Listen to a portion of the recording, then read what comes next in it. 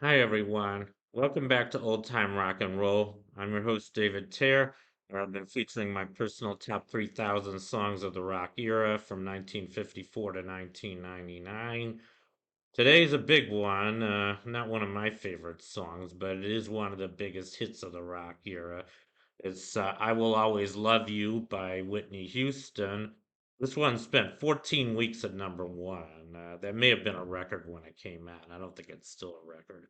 I think Elton John's remake of Candle in the Wind beat it by a couple weeks. But just amazing big hit.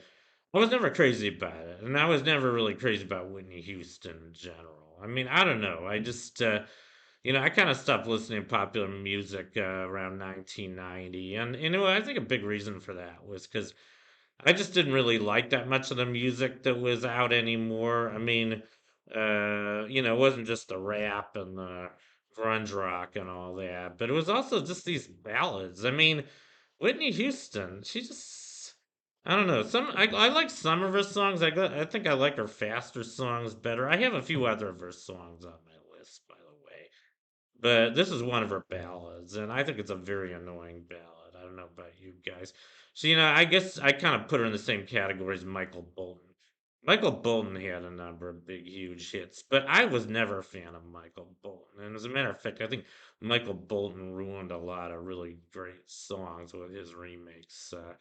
But maybe Whitney Houston wasn't quite that bad. But I was just never a fan of her. I mean, but I'll go over her hits. I'm not going to go through her whole life history. She did die tragically in 2012. She was born in 1963.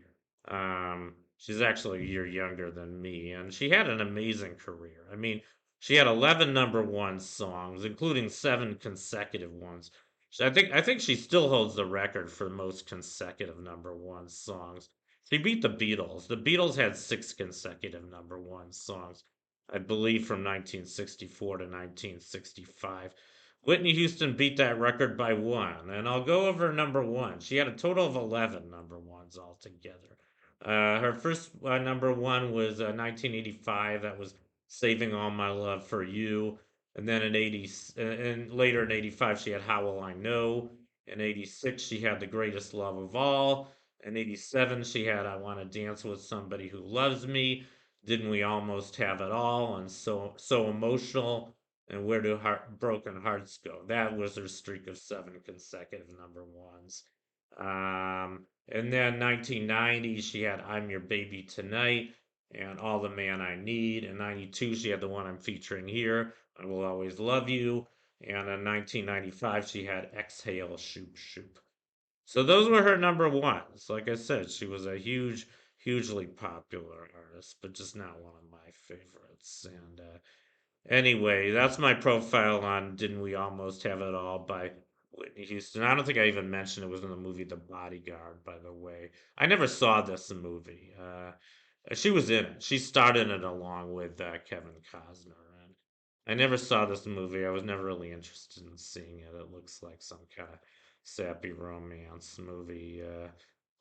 But anyway, that's my profile um, on I Will Always Love You by Whitney Houston. I hope you enjoyed it, and I'll see you next time.